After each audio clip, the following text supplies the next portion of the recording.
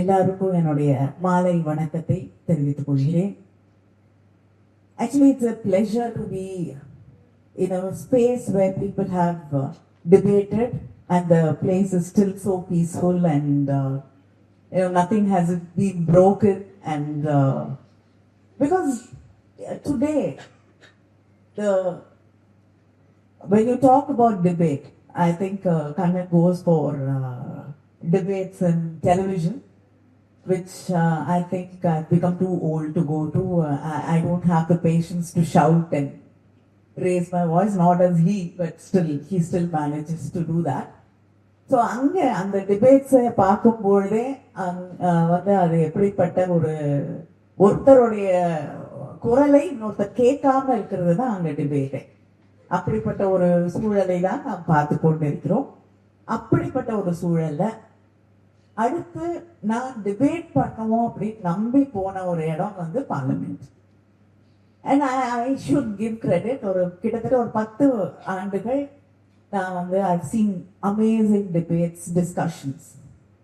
But இப்போ இருக்கக்கூடிய ஒரு சூழலிலே there is nobody believes in a debate or discussion. Any bill is brought, nobody wants to talk about it. We just want to pass it.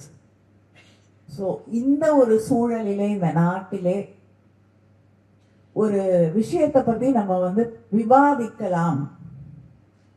ஒரு விவாதம் என்று வரும் பொழுதே வந்து நீங்க இவங்களோட மனசை புண்படுத்துறீங்க, அவங்களோட மனசை புண்படுத்துறீங்க, இந்த வார்த்தையை சொன்னால் இவர்கள் கோபப்படுகிறார்கள், அவர்கள் மனம் வேதனைப்படுகிறார்கள் என்று உண்மைக்கு இடமே இல்லாத ஒரு சூழலை நாம் உருவாக்கி கொண்டிருக்கக்கூடிய இந்த இடத்துல, இந்த சூழலிலே இங்கே ஒரு மிக நல்ல ஒரு டிபேட் நடந்து முடித்திருக்கிறது.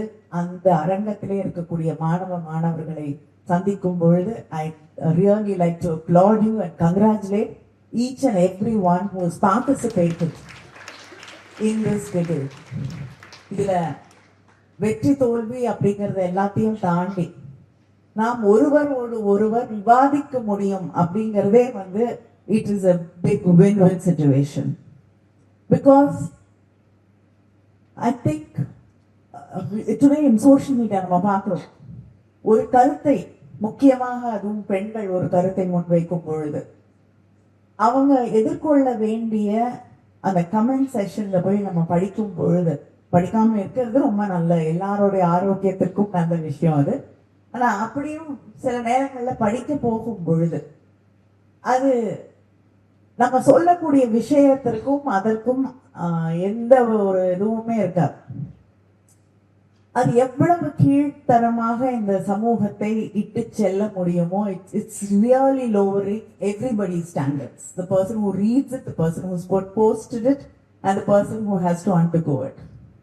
அப்படிப்பட்ட ஒரு சூழலில் தான் நாம் இன்று ஒரு கருத்தை வெளியிடுகிறோம். அது political parties do not want to listen to anything said against them today. Today, the world is changing to a place where nobody wants to listen to criticism, right or wrong. Nobody wants to listen to a different opinion. Only my way or the highway. That is the way the whole entire world seems to be taking itself to. ஒருத்தர் சொன்னாங்க இது மாதிரி, I don't mind agreeing with you, but then it will become like both of us will be wrong. So நீங்க வரதுக்கு முன்னாடியே உங்க கருத்துக்களை நான் கேட்பதற்கு முன்னாலேயே இன்னைக்கு இருக்கக்கூடிய சூழல்ல you are wrong and I am always right. We are not prepared to listen, learn, change our opinions. சமீபத்தில் என்னுடைய ஒரு தோழி வந்து எனக்கு ஒரு வாட்ஸ்அப்ல ஒரு செய்தியை அனுப்பியிருந்தாங்க. நீலாவதி அம்மையார், தீகால தந்தை பெரியார் அவர்களுடைய வளர்ப்புகளில் ஒருவராக இருக்கக்கூடிய நீலாவதி அம்மையார் அவர்கள் அண்ணல் காந்தி தமிழ்நாட்டுக்கு வந்திருந்த பொழுது அவரை சந்தித்து ஒரு பேட்டி எடுக்கிறார். அந்த பேட்டியில அவங்க வந்து அவரை பார்த்து கேட்கிற கேள்விகள், ஜாதியை பற்றி அவருக்கு இருக்கக்கூடிய கருத்துக்கள், மதத்தை பற்றி அவருக்கு இருக்கக்கூடிய கருத்துக்கள், எந்தெந்த விஷயங்கள்ல அவர் மௌனமாக இருந்திருக்கிறார், நீங்க ஏன் இதை பத்தி எல்லாம் இந்த கருத்தும் சொல்லவில்லை அப்படின்னு மிக கடுமையாக விமர்சித்து ஒரு பேட்டி எடுக்கிறார். அந்த சூழல் மறுபடியும் தமிழ்நாட்டில் மட்டுமில்லை, இந்த நாட்டிலே மறுபடியும் வர வேண்டும். அவ்வளவு பெரிய ஒரு தலைவரை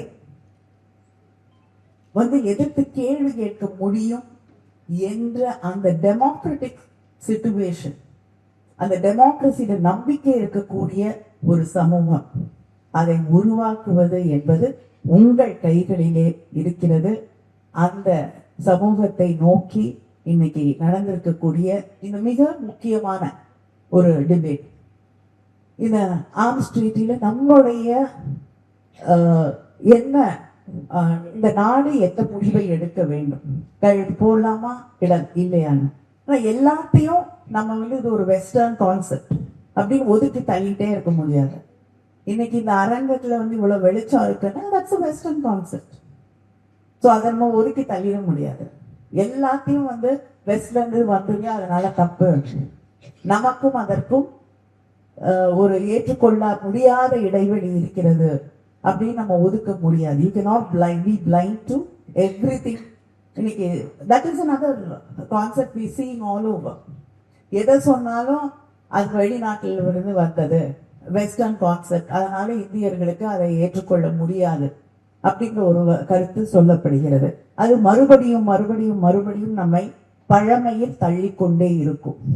அதனால எதுவாக இருந்தாலும் கேள்வி கேளுங்கள், எதுவாக இருந்தாலும் அதை சீர்தூக்கி பாருங்கள், எதுவாக இருந்தாலும் அதை ஏற்றுக்கொள்வதற்கு முன்னால் அதை பற்றி சிந்தியுங்கள். சரியா தவறா என்ற கேள்வியை உங்கள் வாழ்க்கை முழுவதும் உங்களோடு அழைத்து வாருங்கள், உங்களோடு அழைத்து செல்லுங்கள். ஏனென்றால் தந்தை பெரியார் அவர்கள் தொடர்ந்து சொன்ன கருத்து ஒன்று, யார் ஒரு கருத்தை சொன்னாலும் அது நானே சொன்னதாக இருந்தாலும் அது சரியா தவறா என்று நீங்கள் சிந்தித்து பார்க்க வேண்டும். நான் சொன்னது தப்பா இருக்கு, உங்களுக்கு தப்பு என்று தோன்றினால் அதை ஏற்றுக்கொள்ள வேண்டிய அவசியம் இல்லை என்று சொன்ன தலைவர் தந்தை பெரியார் அவர்கள். அவர் வாழ்ந்திருக்கக்கூடிய மண்ணிலே நாம் வாழ்ந்து கொண்டிருக்கிறோம். அதனால் நாம் எதையும் கண்மூடிக்கொண்டு ஏற்றுக்கொள்ள வேண்டிய அவசியம் இல்லை. And I'd like to thank everybody on stage for inviting me here today. என்னுடைய தந்தையார் அவர்கள் தொடங்கிய இந்த யூனிவர்சிட்டியில பேசுவதற்கு இந்த மேடையில எனக்கும் ஒரு வாய்ப்பு கிடைத்திருக்கிறது என்று நினைத்து பெருமைப்படுகிறேன். I once again wish all of you a great appreciation and applause for being able to still believe in debate and discussion, because this country has to come back to debate and discussion. And thank you and all the best to all of you.